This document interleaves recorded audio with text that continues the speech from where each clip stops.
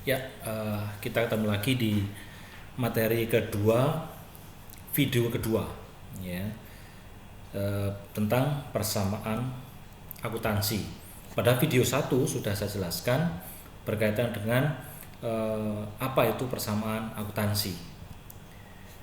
Nah, di sini kita akan lebih detail lagi bagaimana kita membuat persamaan akuntansinya. Persamaan akuntansi ini merupakan ringkasan ya, dari pencatatan hasil analisis setiap peristiwa ekonomi atau transaksi keuangan yang terjadi. Jadi setiap catatan transaksi itu dicatat.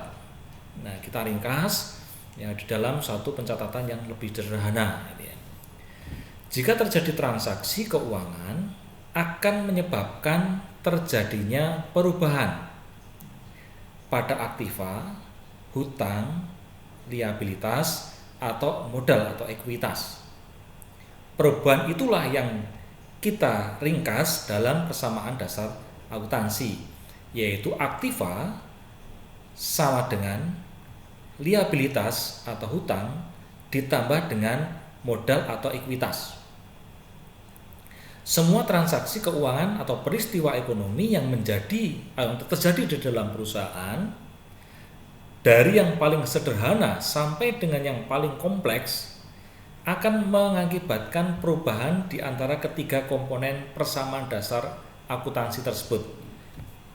Aktiva satu sisi harus sama dengan liabilitas ditambah dengan ekuitas. Perubahan yang dimaksud bisa menambah, bisa mengurangi, atau merubah susunan aktiva, hutang atau liabilitas, dan modal. Bisa saja yang berubah hanya di aktiva saja berubah, atau aktiva berubah, hutangnya berubah, liabilitasnya berubah, atau aktivanya berubah, modalnya berubah, atau ekuitasnya berubah. Bisa saja terjadi seperti itu. Tapi yang jelas antar aktiva harus sama jumlahnya dengan hutang ditambah dengan ekuitas. Nah, di sini kita lihat aktiva ya, sama dengan liabilitas ditambah dengan ekuitas. Di sini tadi hutang ditambah dengan modal. Ya. Aktiva perusahaan bisa berubah. Tadi sudah di awal bisa disebut aktiva perusahaan bisa dalam bentuk kas. Ya, kas itu macam-macam, ada kas di tangan, ya, ada kas di bank dan sebagainya. Piutang, perlengkapan, peralatan, dan mungkin ada beberapa lagi, tergantung dari perusahaannya. Kalau besar biasanya juga aktiva ada macam-macam. Ya. Lalu hutang atau liabilitas bisa berupa hutang dagang, hutang wesel, bisa hutang jangka panjang, bisa hutang jangka pendek. Ya. Lalu ekuitas itu bisa berupa setoran modal awal atau penambahan modal, ya, atau pengambilan prive. Nah, ini bisa saja terjadi perubahan-perubahan yang terjadi di ekuitas atau di modal. Ya. Contoh persamaan akuntansi. Nyonya Ayu menyetorkan uang tunai 1 juta dan menyetor uang tunai 1 juta sebagai investasi pertamanya atau modal awalnya untuk membentuk atau membuat salon Ayu yang menjadi miliknya. Nah, ini pengaruh dari transaksi tersebut adalah kas ini bertambah sebesar 1 juta karena Nyonya Ayu ini menyetorkan ke perusahaan, menyetorkan ke salon sebesar 1 juta, berarti kasnya bertambah 1 juta. Satu sisi, kalau kasnya bertambah, berarti karena setorannya sebagai investasi, maka modalnya juga bertambah. Sehingga antara aktiva itu jumlahnya sama dengan liabilitas dan ekuitas. Contoh berikutnya, membeli secara tunai peralatan salon sebesar 300.000.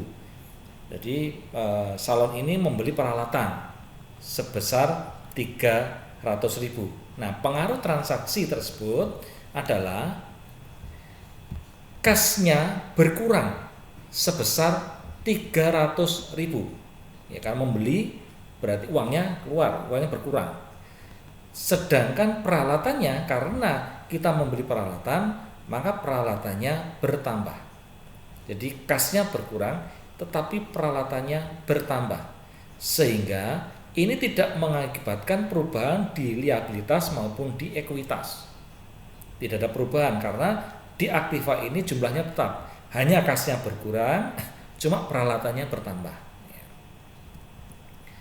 Membayar uang sewa ruko untuk bulan Januari sebesar 100.000. Ya, kita membayar, kalau membayar berarti logikanya pengaruh transaksi tersebut adalah kasnya berkurang. Ya, karena kita membayar berarti kasnya berkurang sebesar 100.000. Sedangkan ekuitas modalnya karena digunakan untuk membayar beban berkurang sebesar 100.000. Nah, satu sisi aktiva berkurang, tapi di sisi satunya itu ekuitasnya berkurang, sehingga tetap sama jumlahnya. Berikutnya, membeli secara kredit dari toko makmur peralatan saklon sebesar 500.000 dan perlengkapan supplies salon seharga 200.000. Nah, ini ada dua, membeli secara kredit salon peralatan dan perlengkapan. Nah, kita lihat transaksinya berubah saja, apa saja.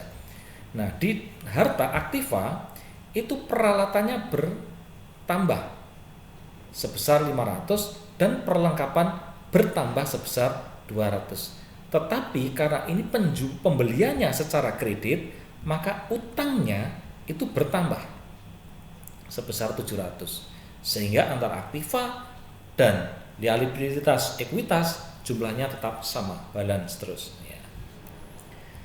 Berikutnya, dipinjam uang dari bank dengan menandatangani sebuah wesel jangka 3 bulan, bunga 12% per tahun, nilainya 750.000. Nah, kita lihat pengaruh dari transaksi tersebut bahwa karena ini utang atau pinjam, maka hutang wesel ini bertambah. Hutangnya bertambah karena pinjam dari bank dalam bentuk wesel, itu berarti utang weselnya bertambah sebesar 750.000. Karena kita dapat suntikan dana dari utang 750.000, maka kasnya juga bertambah sebesar 750.000. Ini transaksi yang ke-5. Berikutnya, menyelesaikan pekerjaan merias pengantin putri Nyonya Yuli seharga atau senilai 450.000 dan langsung dibayar tunai. Jadi ini ada pendapatan di situ. Nah, kita lihat kalau kita menerima pendapatan sebesar 450.000, maka kasnya itu bertambah sebesar 450.000. Nah, di sisi satunya ekuitas bertambah sebesar 450.000. Nah, kita lihat lagi yang ke-7. Diselesaikan pekerjaan merias pengantin untuk Ibu Harmini senilai 550.000, diterima tunai sebesar 250 dan sisanya akan dilunasi pada bulan Februari 2007. Nah, kita lihat di sini mendapatkan pendapatan sebesar 550.000, tetapi yang diterima tunai sebesar 250, sisanya itu berupa piutang. Nah, kita lihat kas yang diterima tunai 250.000, sedangkan piutang karena ini akan dibayarkan pada bulan berikutnya sebesar 300.000. Nah, di sini pendapatan akan mempengaruhi ekuitas sebesar 550.000. Nah, pendapatan 550.000 ini berupa kas sebesar 250.000 dan piutang sebesar 300.000. Ya, ini transaksi ke-7. Berikutnya transaksi ke-8. Diangsur utang kepada toko makmur sebesar 200.000. Nah, bagaimana pengaruhnya? Diangsur berarti kita membayar utang, ya. Berarti kalau kita membayar utang, kasnya berkurang sebesar 200. Ya, kalau membayar berarti kan kasnya kita berkurang, ya. Sedangkan utangnya itu juga akan berkurang karena sudah dibayar sebesar 200. Oke. Lalu berikutnya dibayar rekening listrik sebesar 75.000. Ya, ini ada pembebanan beban listrik ya. Nah, kalau kita bayar berarti logikanya kasnya berkurang. Modalnya berkurang. Ya. Berikutnya, diterima dari Bu Harmini angsuran utangnya kepada salon sebanyak 150.000. Ya. Berarti kita mendapatkan kas sebesar 150.000 dari piutang. Nah, tetapi piutangnya berkurang sebesar pembayaran yang dibayarkan kepada kita. Jadi piutangnya berapa? Karena dibayarkan 150 berarti piutangnya berkurang. Ya. Karena di sini kas bertambah, piutang berkurang, maka tidak mempengaruhi liabilitas dan ekuitas. Berikutnya diambil uang tunai oleh Nyonya Ayu sebesar 100.000 untuk kepentingan pribadi. Nah, ini berarti ada pengambilan privé atau pengambilan pribadi dari Nyonya Ayu ini diambil dari perusahaan. Nah, pengaruh dari transaksi tersebut adalah kasnya berkurang sebesar 100.000 kalau diambil uangnya, sedangkan modalnya, ekuitasnya berkurang sebesar 100.000. Lalu dibayar bunga atas wesel untuk bulan Januari 7.500. Pengaruhnya di sini kasnya berkurang, juga modalnya juga berkurang 7.500 ya. Kita lihat. Nah, ini kalau kita jadikan satu ya, mulai dari transaksi nomor 1 sampai nomor 12 ini bisa kita lihat di sini ya. Total kasnya itu 1.817.500, piutangnya itu masih 150, peralatannya total 800, perlengkapan total 200, sehingga di sisi aktiva itu 2.967.500. Sedangkan di sisi liabilitas itu utang usaha tinggal 500, sedangkan utang wesel 750. Nah, ekuitasnya itu tadi ada bertambah, ada yang berkurang, sehingga totalnya 1.717.500. Kalau ini dijumlahkan, totalnya sama dengan aktiva. Jadi aktiva sama dengan liabilitas ditambah dengan ekuitas. Dari laporan tersebut kita bisa membuat laporan laba rugi. Pendapatan 1 juta dikurangi biaya operasional apa saja? Tadi untuk biaya sewa 100.000, biaya listrik 75.000, biaya bunga 7.500, biaya operasional 182.500. Laba bersihnya itu pendapatan dikurangi biaya operasional menjadi laba bersih 817.500 rupiah.